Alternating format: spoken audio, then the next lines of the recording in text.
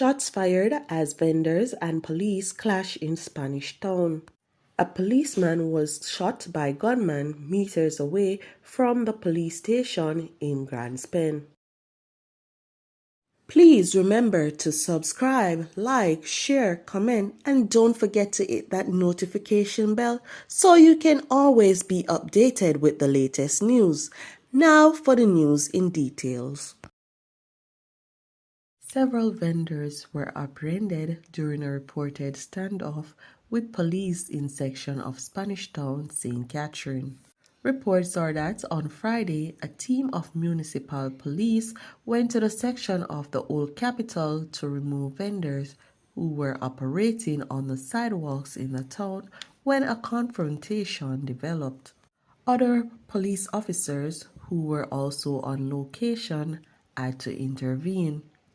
There were also reports that some vendors were pepper sprayed and shots were also heard as police tried to keep angry vendors at bay.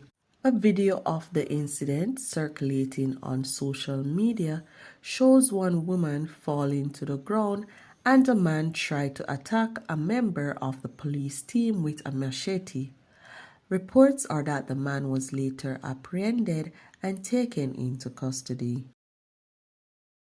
A policeman is now in hospital after he was shot by a gunman traveling on a motorcycle in a section of Gunm, St. Andrew. The incident took place just meters away from the Gunm police station. Reports are that the officer was conducting a routine traffic stop when he signaled a motorcyclist to stop. Shots were heard a few minutes later, and it was discovered that the motorcyclist not only ignored the warning of the policeman, but he also pulled a firearm and opened fire hitting the officer.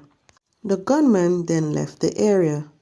The injured officer was rushed to the hospital by his colleague. A manhunt has since been launched to locate the attacker.